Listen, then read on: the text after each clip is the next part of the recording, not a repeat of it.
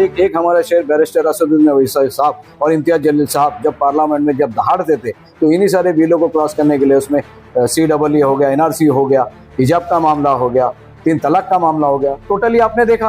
अरे तो फिर आदमी क्यों नहीं जाएगा उसकी तरफ? जब मेरी दिल की बात अगर कोई कर रहा है, मेरा खायद कर रहा है, तो अमजद बरकाती भी जाएगा, अमर पटेल भी जाएगा, शाहिद भाई भी जाएंगे और अल्हम्दुलिल्लाह तमाम मुसलमान, तमाम दलित, तमाम पिछड़ा वर्ग, मारी कुंभी सारे के सारे जाएंगे, क्योंकि आपने उनकी बात वहां पर टेबल पे रखी है। अच्छा लगता है। और मुसलमानों ने साथ दिया ना, कांग्रेस का साथ दिया, हर किसी का साथ दिया। अब क्या हुआ? साथ देने के बाद में इनको सिर्फ मुसलमानों के वोट चाहिए, लेकिन मुसलमानों की क़यादत नहीं। ये किसी को भी चलते फिरते को ले लेंगे, लेकिन मजलिस को नहीं लेंगे। क्यों? क्योंकि मजलिस नॉन करप्टेड, कोई एक दलील नहीं दिखा सकता। कोई अगर ये बात करेगा कि उधर ED CB एंटी करप्शन क्यों नहीं है, तो मेरे भाई हम चोर चकोड़े भागले और दखलेबाज नहीं है, हम पुलिस और इनसे डरने वाले नहीं हैं। क्योंकि अल्हम्दुलिल्लाह, समझ रहे बात को, हज़रत टीपू सुल्तान रहमतुल्लाह अलैह उन्होंने जो जंग आज़ादी का जो पहला ये किया, तो वो भी तो सियासत कर रहे थे और सभी के लिए कर रहे थे, सिर्फ मुसलमानों के लिए नहीं कर रहे थे। और मुसलमानों का तो दीन का हिस्सा है सियासत, मुसलमानों का तो ईमान का हिस्सा है सियासत। मुसलमान सियासत से दूर नहीं जा सकता। किसी जाहिल ने बोला होगा कि सियासत से दूर भागो, तो बड़ा गलत है, क्योंकि सियासत में रह के आप हैवान पार्लियामेंट और असेंबली में बदलिया में अंदर आप आपके बात को पास करा सकते हो, आपके कानून को, कोई अगर गलत कानून आप पे ठोक रहा है तो उस पर कर सकते हो। और इसी मुतालिक हमारे अल्हम्दुलिल्लाह ज़मीर के भी उतने पक्के अल्हम्दुलिल्लाह, और हम अपने वादे के भी उतने पक्के हैं। और इतना हमारे पास में कोई करप्शन वाला इतना कोई माल नहीं कोई हमारे ऊपर रेड करेगा या हमारे को बदनाम करेगा। ये जो थे वो थे। आज अगर आधे से ज़्यादा यहाँ से वहाँ बंदर उड़िया मार मार के चल जाते, तो ये क्यों जा रहे? ये अपनी जान बचाने के लिए जा रहे, ये पब्लिक के लिए क्या बलिदान देने को नहीं जा रहे, ये अपनी जान बचाने को जा रहे। बहुत बड़े आरोप लगा यहाँ से रहा कि आपका एक सवाल, क्या मतलब उतनी पब्लिक वोट में कन्वर्ट कैसी होगी? या सिर्फ चाहने के लिए, सिर्फ जलसे सुनने के लिए आई थी, ताली बजाने, नारे मारने नहीं आई थी? अगर आती तो हम आपके शहर में, वसई में इस वक्त इतने सारे कैंडिडेट आपने देखा, तकरीबन मुझे लगता है कि अब 50 से ज़्यादा इच्छुक है और तैयारी भी हमारी लगभग है। तो ये सिर्फ चेहरा देखने आती या सिर्फ एंटरटेनमेंट करने आती, तो ये मजमा यहाँ नहीं दिखता जो आपने अभी देखा। तो आपका सवाल का जवाब तो उसी में है। और दूसरी चीज़, news live the social media news platform, please subscribe and share. नमस्कार दोस्तों, आप देख रहे हैं इंकलाब न्यूज़ लाइव में फारूक शाह। और हमने कल एक खबर लगाई थी MIM फुस, तो बहुत सारे कमेंट आए हमारे पास और बहुत सारे लोगों ने फ़ोन किया। लेकिन खबर का मतलब अर्थ ये था कि MIM फुस, एक बैग MIM के लोगों ने एकदम शांति व्यवस्था कायम कर ली। और शांति व्यवस्था कायम करने का मतलब क्या है और उनका मकसद क्या है? क्या चुनाव में सिर्फ जो है कि भूचाल ला करके और कुछ फ़ायदा उठाना, या फिर वाकई में ये भूचाल को कायम रखना? ऐसे में मैं MIM के मीटिंग में एकाएक आया हूँ और हमारे साथ यहाँ पे अतिथि के रूप में आए हुए हैं जो इंटरव्यू ले रहे हैं प्रत्याशियों का, जो उम्मीदवार हैं। तो क्या MIM अपने उम्मीदवार पूरे उतारेगी? और एक सवाल और आता है कि MIM को लेके बहुजन विकास आघाड़ी अपनी एक बड़ी तैयारी में लगी हुई थी, लेकिन बहुजन विकास आघाड़ी उनके साथ साठगांठ करने वाली थी, ऐसी भी खबरें आ रही थी। क्या साठगांठ का रिश्ता बना या टूट गया, या रिश्ता कायम रहेगा? ये सारी चीज़ें हम जनता के सामने लाएंगे। हमारे साथ अमर पटेल साहब हैं, अहमद मेमन हैं और हमारे अतिथि साहब अमजद बरकाती साहब हैं। और हम इनसे जानेंगे कि तैयारी क्या चल रही है। सर, हमारे इंकलाब न्यूज़ लाइव के माध्यम से हम चाहते हैं जनता तक वो सूचना पहुँचे जिस सूचना की उम्मीद MIM के चाहने वाले कर रहे हैं। सुना कि MIM के चाहने वालों की रणनीति जो है वो सिर्फ और सिर्फ मुस्लिम समुदाय पे है।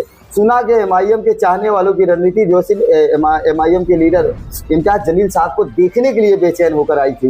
लेकिन अब क्या, आपको क्या लग रहा है इस वक्त स्थिति क्या है? देखो, स्थिति ये है कि पहले आपका सवाल का जवाब है कि जो स्थानीय पार्टी, जो स्थानीय सत्ताधारी, समझे बात को, खुद बुला करके और चीज़ों पे डिस्कशन करना चाहा कि भाई साथ में लड़ो, कितने सीट पे लड़ो, क्या है। हमारी जो डिमांड थी वो एक्सेप्ट हुई नहीं हुई, वो अम्मार भाई को मालूम है। और दूसरी चीज़ है कि आदमी इज़्ज़त जब भी देता है ना, जब उसकी एक लेवलिटी होती है। आज मजलिस इत्तेहादुल मुस्लिमीन के सिवा कोई ऐसा प्रतिनिधि मंडल नहीं था मुसलमानों के पास, दलितों के पास, पिछड़ों के पास, क्या उनके हक़ की आवाज़ कोई उठा सके। आज अगर जमात का कारवा पूरे हिंदुस्तान में आज मजलिस का झंडा फहरा रहा है, तो अपनी एक पॉलिसी, अपने एक एजेंडे के साथ है। और मुसलमान सिर्फ दरी ना बिछाए, कुर्सी ना उठाए, सिर्फ झंडे ना पकड़ के चले, तो सिस्टम में एक हिस्सेदारी होना, इसलिए मजलिस इत्तेहादुल मुस्लिमीन आप लोगों के बीच है। और आपने जो एमआईएम फुस का मतलब जो पहला जो किया था वो फुस में चाहूंगा कि जो आपको सबके सामने मैंने रखा कि एमआईएम फुस, एमआईएम की जो मीटिंग आई थी उस मीटिंग में जो भीड़ देखी गई थी इम्तियाज जलील के चाहने वालों की बताई गई। जो यहाँ की राजनीतिक पार्टियां वर्तमान में चल रही हैं उन्होंने कहा कि यहाँ सिर्फ और सिर्फ एमआईएम के जो लीडर इम्तियाज जलील जो भड़काऊ भाषण देते हैं उनकी भीड़ उन्हें देखने आई थी, न कि इम्तियाज जलील यहाँ से चुनाव लड़ने वाले हैं। तो जब इम्तियाज जलील चुनाव नहीं लड़ेंगे तो उनके लिए खड़ा कौन होगा? और जो प्रत्याशी खड़े होने वाले हैं वो प्रत्याशी शांत बैठ गए, आप देख सकते हैं प्रोग्राम के बाद। तो यही सवाल है मेरा कि शांति व्यवस्था क्यों? व्यवस्था देखिए, इम्तियाज जलील साहब वो हमारे महाराष्ट्र सदर तो स्टार प्रचारक है ही। आदमी जब आपके करीब होता है जब आप उसके हक की बात बोलते हो, आदमी जब आपके करीब होगा जब आप उसके न्याय व्यवस्था के लिए लड़ते हो, आदमी जब हक की बात बोलेगा जब आप उसकी दिल की बात कहीं पर रखते हो। तो इसलिए अल्हम्दुलिल्लाह इम्तियाज जलील साहब, असदुद्दीन अवैसी साहब, अकबर साहब को चाहने वाले माशाल्लाह पूरे हिंदुस्तान में हैं।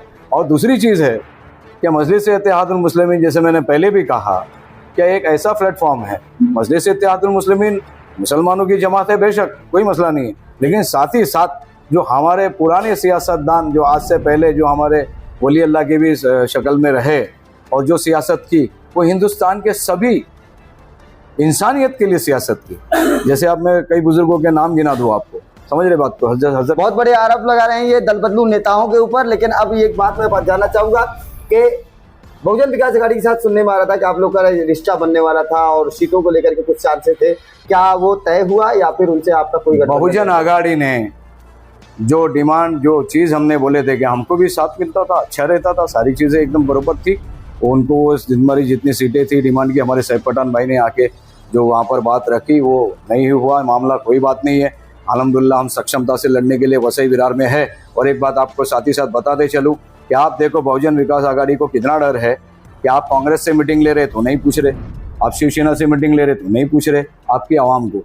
और जब एमआईएम की बात आई तो सारे मुसलमानों को 2000 इकट्ठा करके आप उनको पूछ रहे कि एमआईएम के साथ में जाना कि नहीं जाना। मतलब क्या मिसगाइड कर रहे हैं आप लोगों को कि हम उनके साथ में जाना चाहते थे या नहीं? अरे भाई हम तो शर्त को तैयार थे ना, हम तो वेलकम को तैयार थे, करो, हमको साथ में काम करता।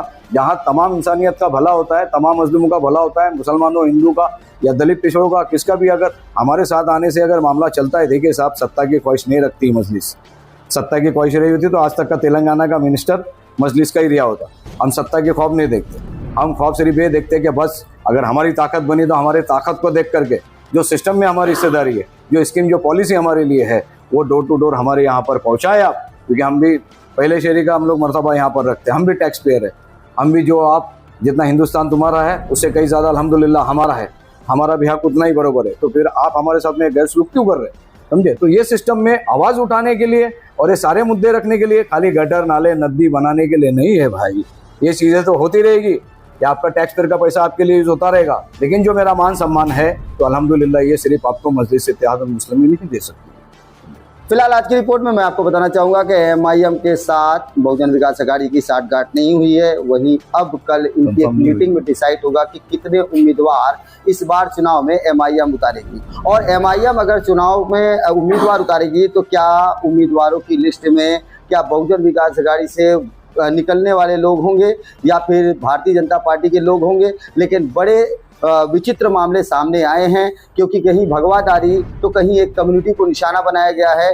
मुस्लिम समुदाय के भी अलग अलग कम्युनिटी के लोगों को भी अपने साथ जोड़ा जा रहा है। मैं 2 शब्दों में सिर्फ अमर भाई आपसे जानना चाहूँगा कि अभी कुछ दिनों पहले एक भगवादारी आपके साथ मीटिंग में दिखाई दे रहे थे, लेकिन सुनने में आ रहा है कि वो अब साथ में नहीं है। क्या ऐसी बात सच है? ऐसी गलत बहुत सारी अफवाहें चलती रही, बाजार गर्म है, इलेक्शन नजदीक आ गया है, ये सब बातें चलती रही। कौन बोल रहा साथ में है? साथ में ही है। साथ में है। साथ में कितने उम्मीदवारों को इस बार चुनाव में उतारने की तैयारी है आपकी? देखो 30 तारीख तक एमआईएम का पूरा पिक्चर सामने आ जाएगा, कितने उम्मीदवार उतार रही है एमआईएम। जोरों में एमआईएम पहले दिन से बोल रही है कि हम सक्षम है इलेक्शन लड़ने के लिए, और तैयारी चल रही, जोरों में चल रही तैयारी एमआईएम।